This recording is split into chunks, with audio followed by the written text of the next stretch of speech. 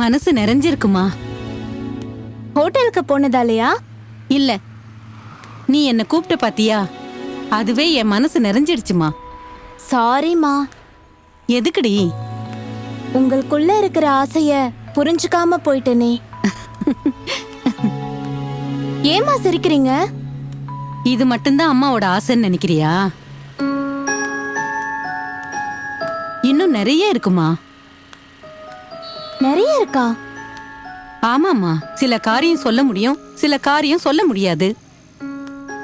ஏமா? அது அப்படிதான். ஏமா அப்படி என்ன ஆசை உங்களுக்கு? உங்க அப்பா கூட வாழ்நாள் முழுவதும் வாழணும். அவருக்கு முன்னாடி நான் கண்ணை மூடணும்னு ஆசைப்பட்டேன். ஆனா அது வாய்க்கல. என்னோட பேர பிள்ளைங்களை எடுத்து கொஞ்சணும்னு ஆசை. இப்படி நிறைய ஆசை இருக்குமா. என்னடி பாக்குற? ஒண்ணும் இல்லம்மா. நான் நீ வருத்தப்படணும்னு சொல்லலம்மா. நான் வருத்தப்படலம்மா. அதானே, நீ ஏன் வருத்தப்பட போற? அப்படி இல்லம்மா, எனக்கும் உங்க ஆசைய நிறைவேற்ற ஆசைதான். ஆனா என்ன பண்ண? எல்லாம் நடக்கும், வா போவோம்.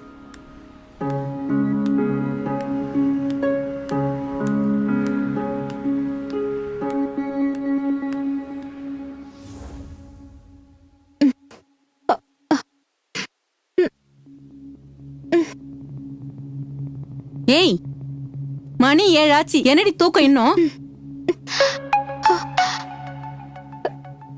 ஏய் சுதா.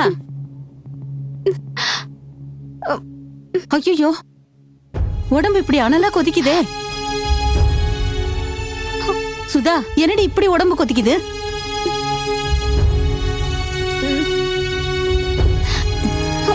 பாத்து பாத்து, மெதுவா எந்திரிமா, மெதுவா. என்னம்மா உனக்கு காய்ச்சல் இப்படி அடிக்குது? இரு, அம்மா உனக்கு மாத்திரை எடுத்துட்டு வரேன். என்ன?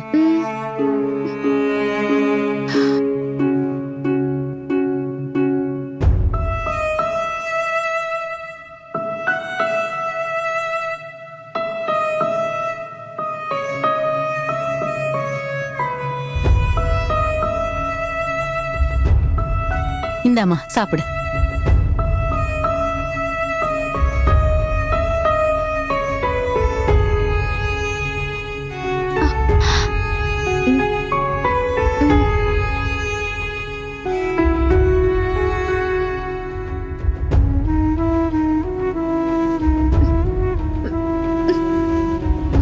கொஞ்சம் குடிச்சுக்கோமா.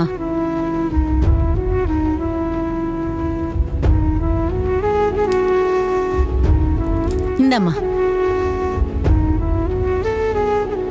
போட்டுக்க, மாத்திரை போட்டுக்க.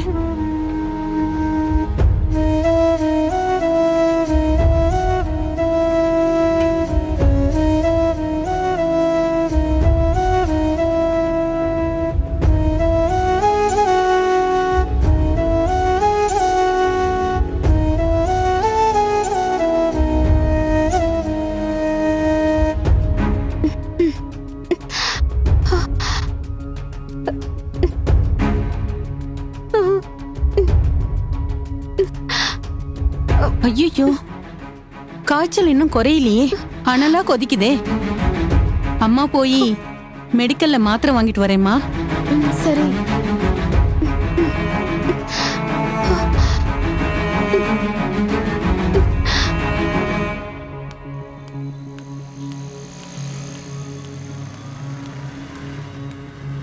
எப்படி இருக்கீங்கக்கா?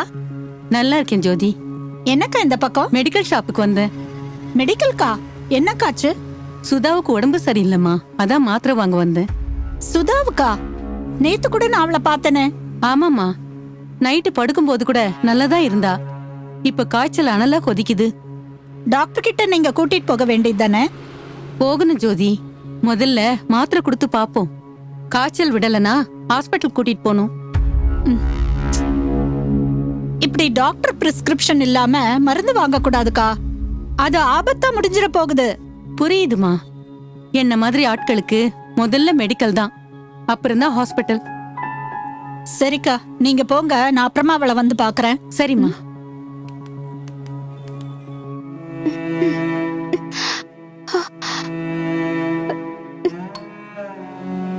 மா, கொஞ்சம் எந்திரிமா. மெதுவா. காய்ச்சல் குறைஞ்சிருக்காமா? இல்லம்மா, இன்னும் விடல. சரி, அம்மா மெடிக்கல்ல மாத்திரை வாங்கிட்டு வந்திருக்கேன், அதை போட்டுக்க. காய்ச்சல் விட்டுரும். அம்மா, இப்படியெல்லாம் மாத்திரை போடக்கூடாதம்மா. அதெல்லாம் ஒண்ணும் பண்ணாதுடி, அம்மாவுக்கு தெரியும்.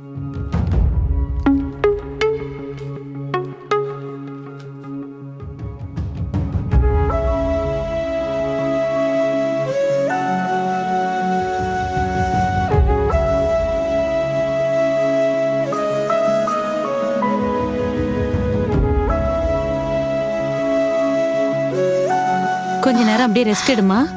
அம்மா கஷாயம் வச்சு எடுத்துட்டு வரேன். சரி.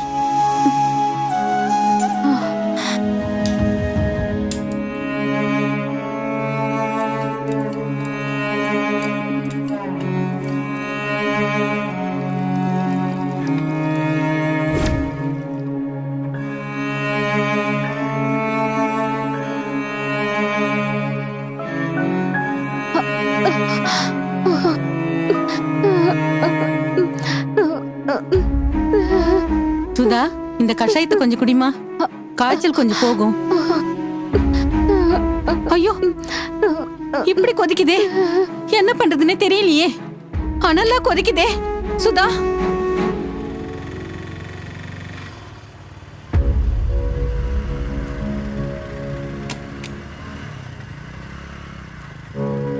கொஞ்சம் வெயிட் பண்ணுங்க, நான் போய் பார்த்துட்டு வந்துடுறேன். சரிம்மா.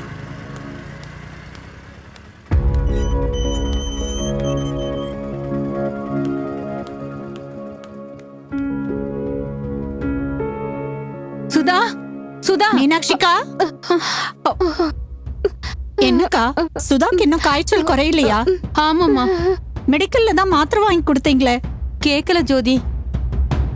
என்னக்கா நீங்க, நான் தான் சொன்னேன்ல டாக்டர் பிரிஸ்கிரிப்ஷன் இல்லாம மாத்திரை வாங்கி கொடுக்க கூடாதுன்னு. உங்களுக்கு அது தெரியாதா? ஐயோ, என்னக்கா இது, இவ்வளவு காய்ச்சல் அடிக்குது, இப்படி வச்சுக்கிட்டு இருக்கீங்க? உங்களை நான் என்ன சொல்றதுன்னே தெரியல. சரி சரி, நான் வந்து ஆட்டோ வெளியில தான் இருக்கு, அவளை டாக்டர் கிட்ட கூட்டிட்டு போலாம் வாங்க. சுதா, எந்திரிமா, பாத்து எந்திரி. மெதுவா பார்த்து.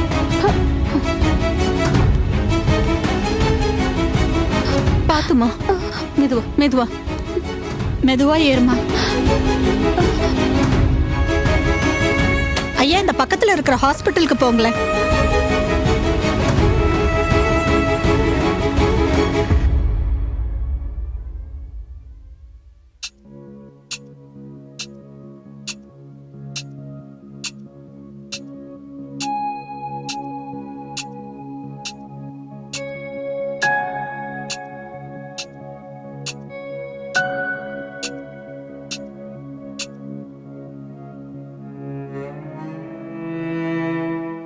என்னம்மா நீங்க உங்க இஷ்டத்துக்கு மெடிக்கல்ல வாங்கி கொடுத்திருக்கீங்க, அப்புறம் நாங்க எதுக்கு இருக்கோம்?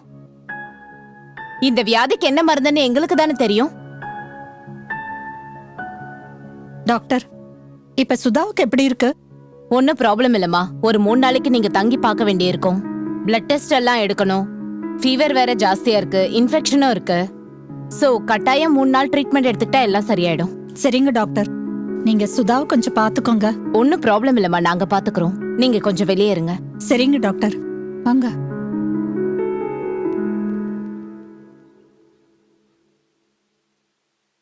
என்னக்கா இப்படி இருக்கீங்க? இப்ப பாருங்க எங்க கொண்டு வந்து நிறுத்திருக்கேன்னு. பாருங்க, இப்ப சுதா ஹாஸ்பிட்டல்ல அட்மிட் ஆகுற அளவுக்கு வந்திருக்கா. இல்ல ஜோதி, நான் வழக்கம் போலதான் மாத்திரை வாங்கி கொடுத்தேன். அதான் நாம பண்ற தப்பு. அக்கா, டாக்டர் பார்க்காம நோய்க்கு நாமளே மருந்து வாங்கி சாப்பிடுறது தப்புக்கா. இது உங்களுக்கு மட்டும் இல்ல, நிறைய பேருக்கு இன்னும் தெரியல. நாங்க இருக்கிற வீட்டுக்கு பக்கத்துல ஒரு அக்கா இருக்காங்க. அவங்களுக்கு திடீர்னு உடம்பு சரியில்லாம போயிடுச்சு. ஹாஸ்பிட்டல்ல அட்மிட் பண்ணாங்க. பண்ணதுக்கு அப்புறம் தான் தெரிஞ்சிச்சு அவங்க எல்லாத்துக்கும் அவங்களே மெடிசன் எடுத்துக்கிட்டாங்கன்னு. அது அவங்களுக்கே தெரியாம அவங்க உடம்ப ரொம்ப பாதிச்சிடுச்சு. இப்ப உயிருக்கு போராடுற சூழ்நிலைமையில அவங்க இருக்காங்க. இங்க பாருங்கக்கா, நமக்கு தெரிஞ்ச ஒரே மாத்திரையை தான் எல்லாத்துக்குமே போடுறோம். தலைவலியா, கால் வலியா, வேற எந்த பிரச்சனையா இருந்தாலும் நம்மளே போய் மெடிக்கல்ல வாங்கி சாப்பிடுறோம். எல்லா வியாதிக்கும் ஒரே மாத்திரை செட் ஆகாதுல்ல. இதத்தான் நான் பண்றேம்மா. காரணம், எல்லா நேரமும் ஹாஸ்பிட்டல் போக கையில காசு இருக்காதுல்ல.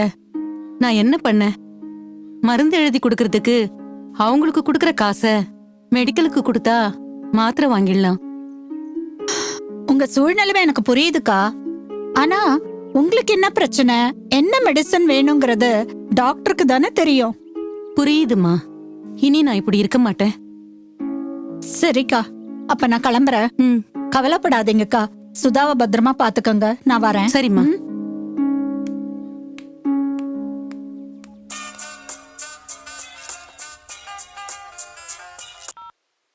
அத்தை, என்னாச்சு? எதுக்கு இவ்வளவு ஃபோன் அடிச்சீங்க? எதுக்கு அடிச்சனா? சுதாவுக்கு உடம்பு சரியில்லை, ஆஸ்பத்திரியில சேர்த்திருக்கோம். ஹாஸ்பிட்டல்ல சேர்த்திருக்கீங்களா? என்னத்த சொல்றீங்க? ஆமா மாப்ள, அவளுக்கு பயங்கரமா காய்ச்சல் அடிக்குது. சுதாவுக்கு காய்ச்சல்னு தெரியும், ஆனா தெரியுமா? எப்படி தெரியும்? நேத்தே மெசேஜ் பண்ணியிருந்தா. சுதா சொன்னாளா? அப்புறம் ஏன் கிளம்பி வரல? இங்க கொஞ்சம் வேலை இருந்துச்சு, அதான் அத்தை. நான் இன்னைக்கு எத்தனை முறை போன் பண்ணேன், ஏன் எடுக்கல? அது வந்து என்ன மனுஷியா நீ? பொண்டாட்டி மேல அக்கறை இல்லாம இருக்க. அது அத்தை. என்ன அத்தை? வாயில இருந்து ஏதாவது வரப்போகுது. என்ன அத்தை, பேச்செல்லாம் ஒரு மாதிரி போகுது?